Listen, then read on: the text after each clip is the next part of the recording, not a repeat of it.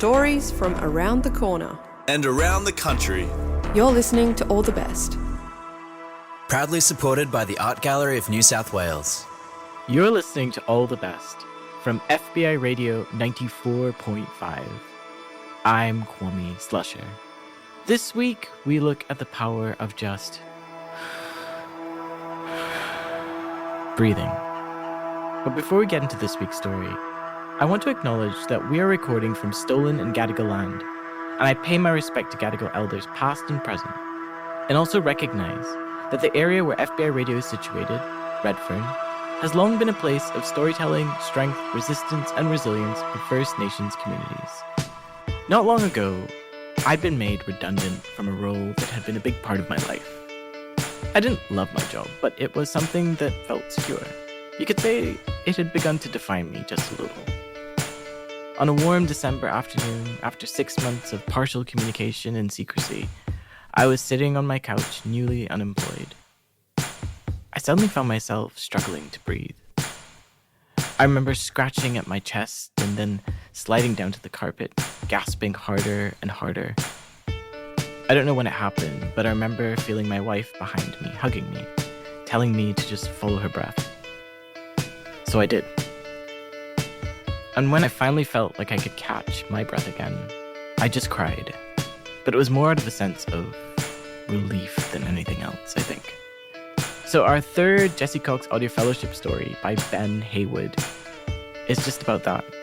About just breathing.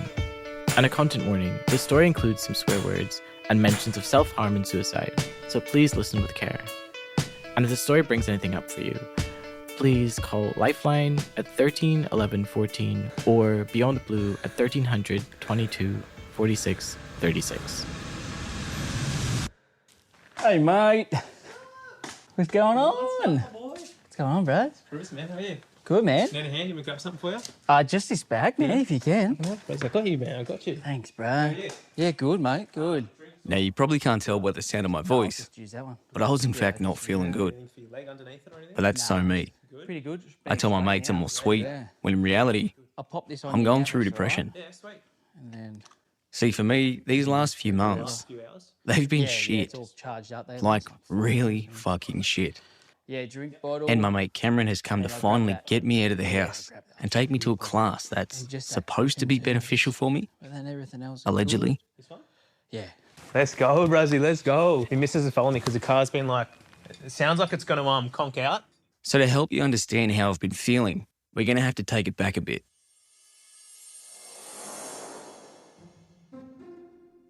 I've been recovering from knee surgery, stuck indoors for 3 months straight. No fitness, no social life, no travel. And it's been a rough road. Trust me, there's only so much Netflix you can binge and video games you can complete. Game over. Before you start to go stir crazy.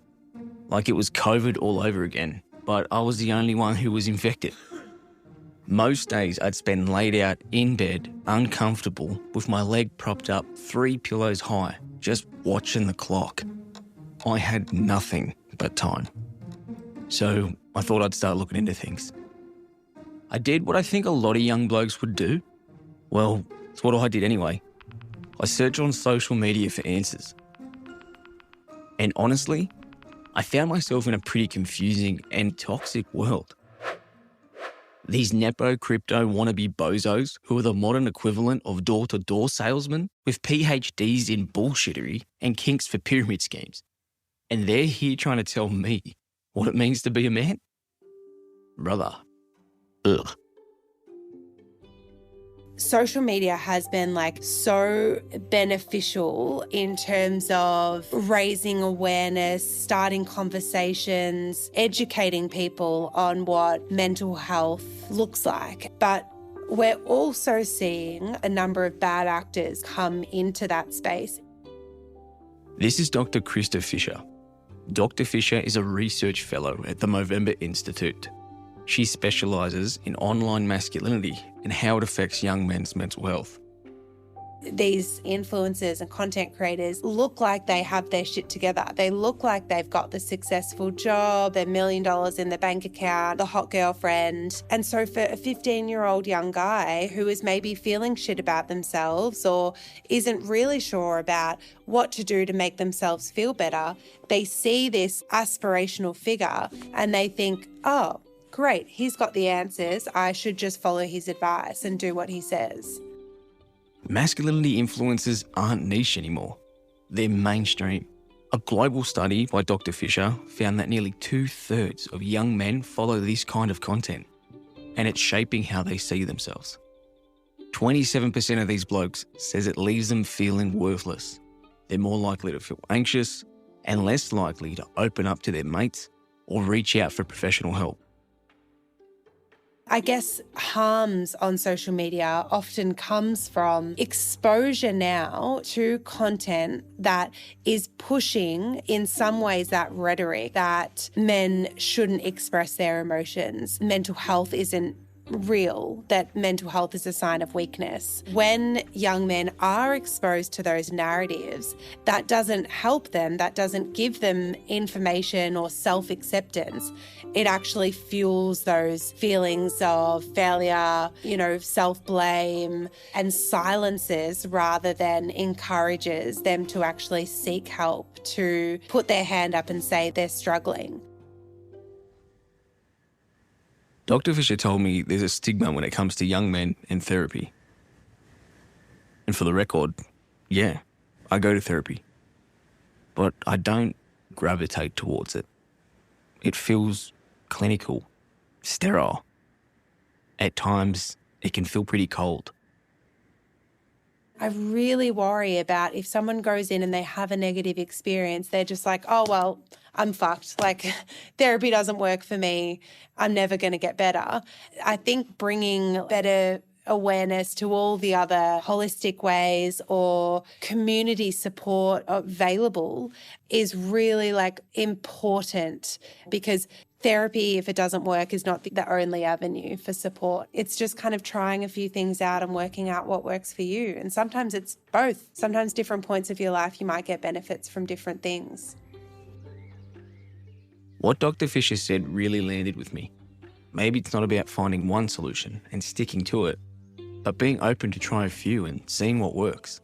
So I decided to try something different, something a little uncomfortable. But as I've recently learned, when it comes to the mountain of mental health, there's more than one way up. Do you need a hand getting in, man? I'll be all right to get in. I just need to pop these somewhere. Cameron's the type of mate I think everyone needs. He's a bloke that radiates positive energy. Even when his car's smoking from the bonnet and the engine light turns on, still, nothing seems to faze him. Yeah, oh, there it is, engine light, temperature. Yeah, we heard you, but we're ignoring you. Thanks anyway, engine.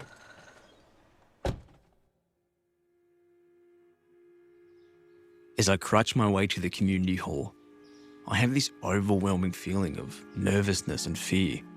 Maybe it's because I'm stepping outside of my comfort zone, or maybe it's because I'm stepping outside of my house.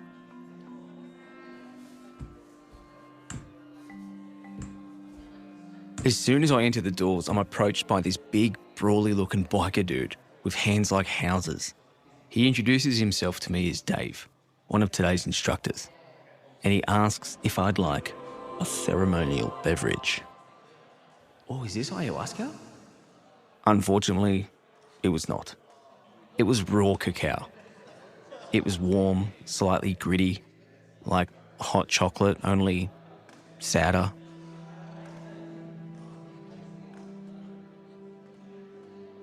He points towards the open hall and tells me to choose a spot wherever I feel comfortable.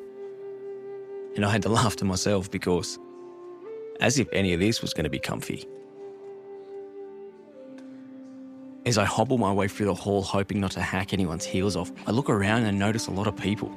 They've already chosen their space on the polished wooden floorboards, claimed by their multicoloured yoga mat, separated only by a thin line of flickering fairy lights that had been sprawled out across the floor. Some in pairs, some sitting alone, legs crossed, backs straight. They seem loose, relaxed. like they've been here before. Meanwhile, I'm feeling like I'm the new kid in school all over again. No idea where to go or what to fucking do. I feel as though all eyes are on me, silently judging me for being here. I find myself front and centre in the room, hovering over a vacant hot pink yoga mat. Now, pink's never really been my colour, but this spot was as good as any. I lower myself down, the lights dim, the room fades to black. Our silhouettes stretch across the hall. The music softens, the doors click shut, and a thick smell of incense fills the room. And through the misty cloud of burning sage, Cam appears. Hello, everyone. Who's ready to do some breathing? That's right. I'm here to breathe. So we're going to talk a little bit about breath work. It really is an umbrella term. We're going to experience more of the breakthrough, the 75 breaths per minute or more in a minute, but it is definitely a multi-dimensional practice. Breathwork is using your breath on purpose to shift how you feel. When you breathe deeply and use your diaphragm to its fullest extent, you activate your parasympathetic nervous system. That's the one responsible for calming you down.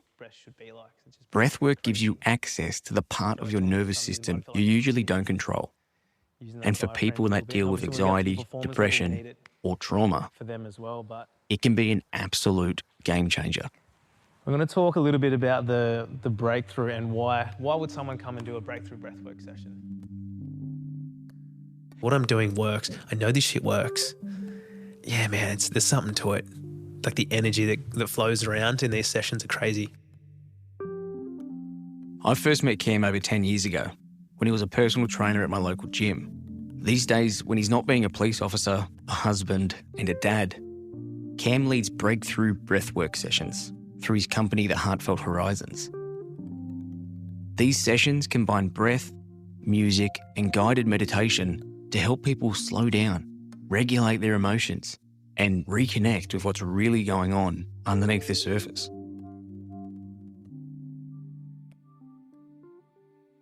Towards the end of 2023, I had, I guess you could call it a mental breakdown.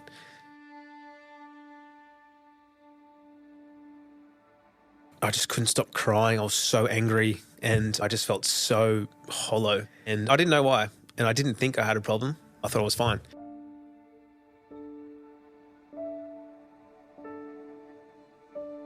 Around a similar time, one of my best mates, he actually killed himself.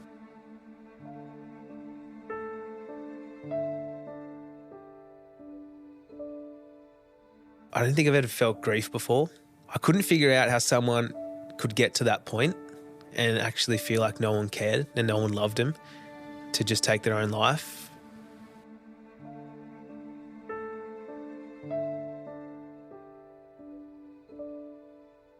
I didn't have the tools to communicate how I actually felt, like truly deeply inside of me. And I didn't know who to speak to. I didn't know these feelings. I didn't know what they were. Shortly after that, I could feel myself like getting that way. I remember looking at my insurance for work, just seeing how much my family would get if I killed myself at work.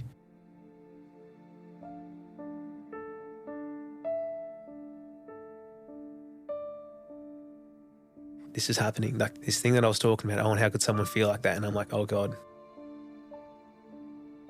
what the fuck am I thinking? One day, a member of the gym unknowingly threw Cam a lifeline, just by simply asking him if he'd be interested in trying out breathwork.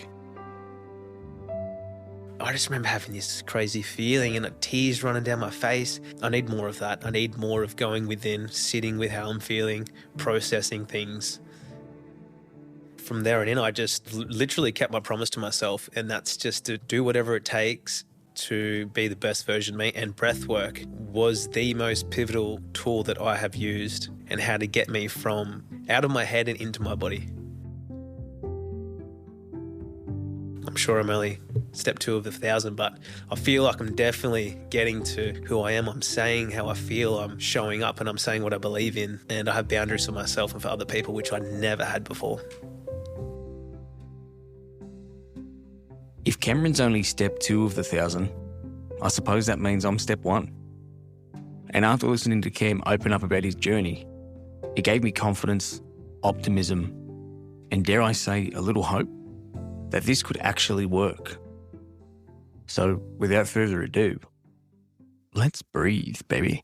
50% effort starting in 3, 2, 1. 50% effort.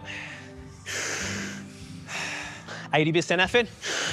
Through the mouth and out through the mouth. Don't be scared to make some noise. Now 7 breaths at 100% effort. Breathe it in and hold on the inhale for 30 seconds.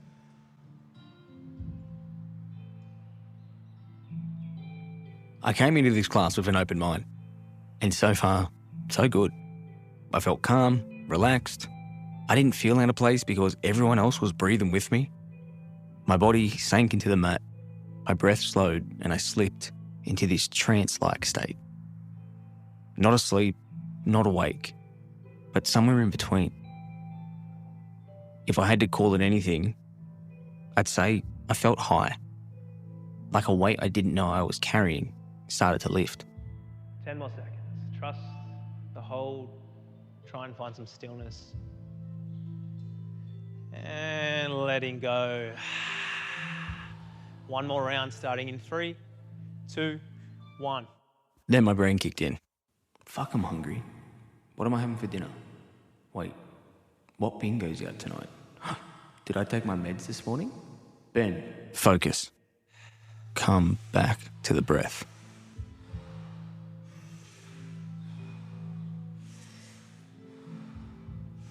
So when we start breathing between 7 and 15 minutes, we're going to hit resistance, and it's going to look different for everyone.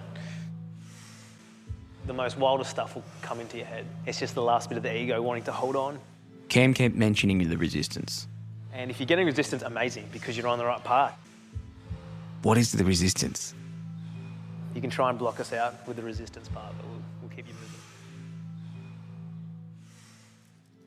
I started to see a montage of memories, like old home videos were being projected from behind my eyelids, many of which contained my dad when he was alive. I'm sitting at the foot of his recliner chair as he screams at the TV, hoping that his booming voice would seal the premiership for the Sea Eagles. Me silently hoping they'd lose, because he wouldn't drink as much that way. I could see him so clear and vividly. I wanted to give him a hug and tell him he only had a few years left to live. So make these last few ones count with your kids.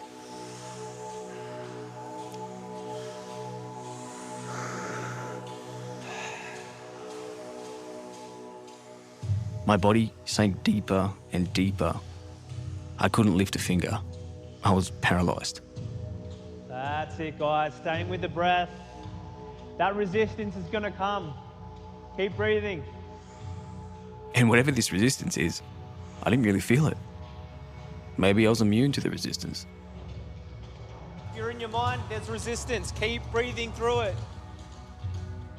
Oh shit. There's the resistance. It rolled in slowly, but when it landed, it hit me like a wave. I felt like I was submerged, drowning in shame. I felt embarrassed, like I crossed some invisible masculine line. What the fuck are you doing? I was raised in a world where men are supposed to be tough, strong, stoic, don't talk, don't feel, and whatever you do, don't you dare fucking cry.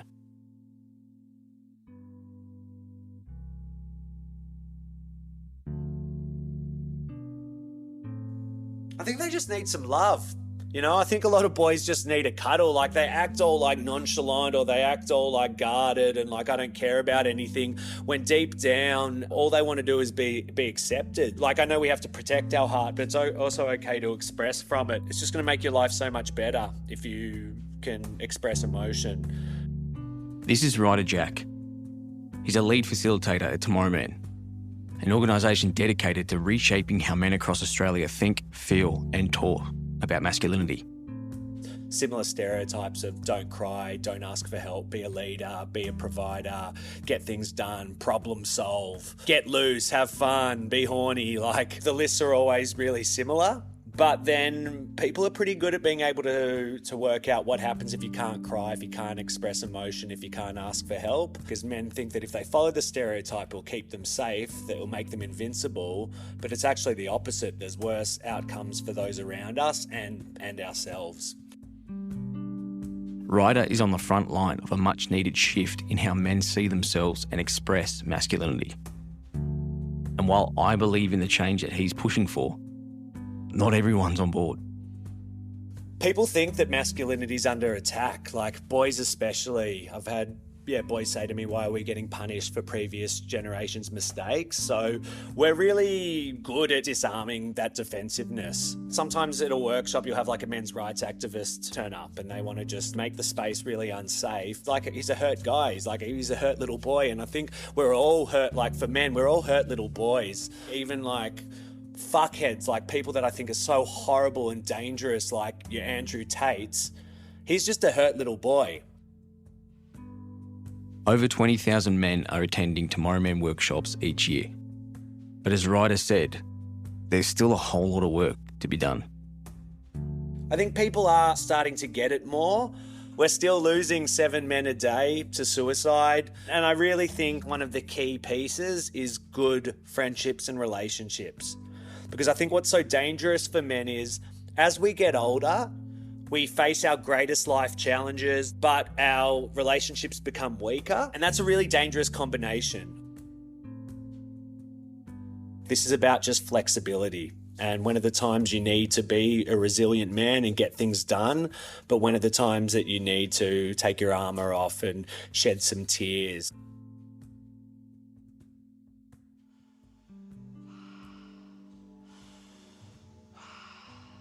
We reached part of the class that they call the breakthrough.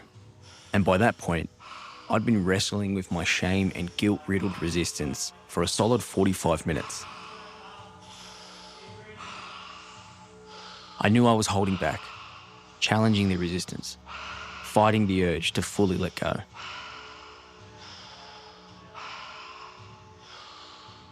I thought my struggle was internal, taking place in the confines of my mind. However, it started to send out signals through my body. I was sweating, panicking, convulsing. These signals didn't go unnoticed.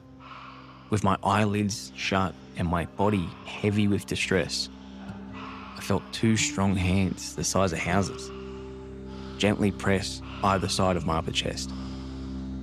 And in that moment, I felt safe.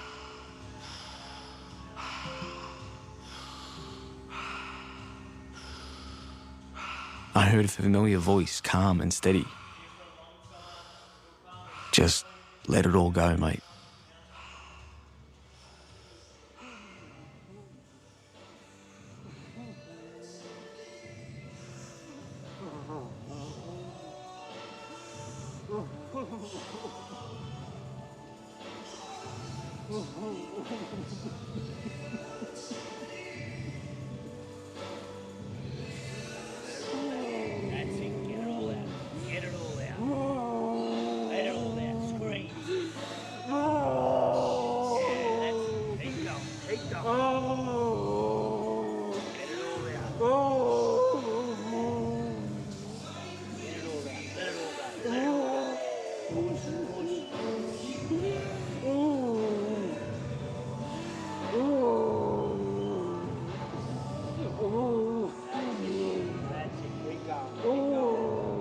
And I did. Once I cracked open, I cried. Like, properly cried.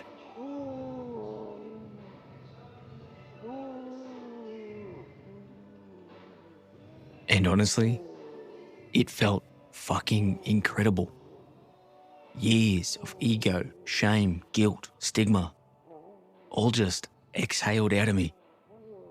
And for the first time in a long time, I felt free.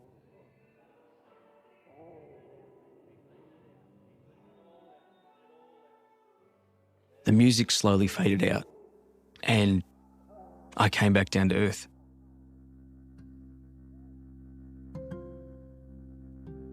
I felt wrecked, physically, mentally, emotionally, drained. But all the noise in my head was quiet. I'd done nothing but breathe. No talking, no trauma dumping, just breath. And something worked. It broke through when nothing else had.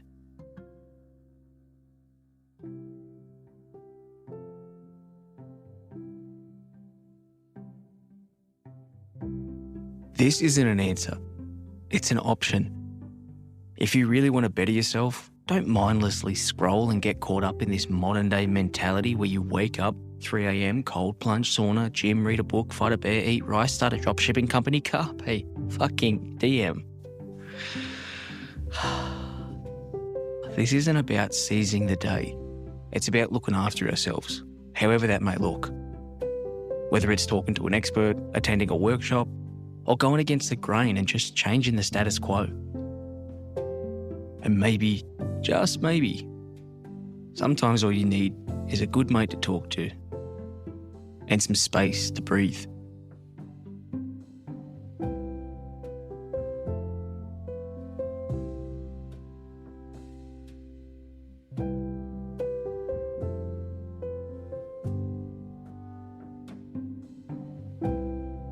When I started making this episode for men and mental health, knowing that I have poor mental health myself, it kind of felt like hypocritical. I felt super hypocritical, starting this journey, right? And being able to have somebody to bounce back off that's kind of been there as well has made me feel a lot more comfortable to even be able to discuss this today as well. I think that's the entire purpose of what I want to do here. Oh, that's how you do it. This is how you can do it. Yeah, man, and that's the power of vulnerability, bro. It's a superpower. It perhaps gives other people permission that they didn't even know they needed in the first place, and they start opening up too. I think that's what humans are actually missing, is just connection, proper, real connection, like what's actually going on, and knowing that you're not alone. Yeah. Absolutely. I appreciate you, brother. No, I appreciate you. You want a hug, bro? Yeah, I actually do. I fucking love a hug. You're listening to All the Best on FBI Radio 94.5. I'm Kwame Slusher. That story was produced by Ben Haywood. The supervising producer was Sam Loy, and the music was by Blue Dot Sessions. A special thanks to everyone who has participated in the Jesse Cox Audio Fellowship 2025. A special thanks to all the mentors and all the guest facilitators. And a special thanks to Jesse Cox's family and friends, and to the incredible legacy that he left. If you enjoyed the stories that you heard for the Jesse Cox Audio Fellowship so far, then I am excited to tell you that the Jesse Cox Audio Fellowship 2026 is now open. So head on over to allthebestradio.com and apply. And if you love audio stories, first, take a deep breath. And keep listening to All the Best for unique stories from independent audiomakers from SoCal, Sydney, and around the country. Be sure to listen to our live radio broadcast at Sundays at 9:30 a.m. on FBI Radio 94.5. And we also release a brand new podcast episode every Tuesday at 4 p.m. on allthebestradio.com, Spotify, and Apple Podcasts. Follow us now so you never miss an episode. All the Best is made at FBI Radio on Gadigal land in association with SYN and 3RRR on Wurundjeri Woi Wurrung and Boonwurrung lands, and ACCC on Arrente and Warramungu lands. The All the Best executive producer is Mel Bakewell. Phoebe Adler-Ryan is our events and partnerships coordinator. Patrick McKenzie is our community coordinator, and a special shout out to some of our amazing volunteers, especially Ray, Sue, Lindsay, Andrew, Ash, Emma, and Miles, who helped to make All the Best possible. Shining Bird composed our theme music, and Annie Hamilton designed the artwork. We're heard across Australia on the Community Radio Network, and we're made possible by the Art Gallery of New South Wales and the Community Broadcasting Foundation. And you can find our full archive of more than 600 episodes at allthebestradio.com. I'm Kwame Slusher, and thank you so much for listening.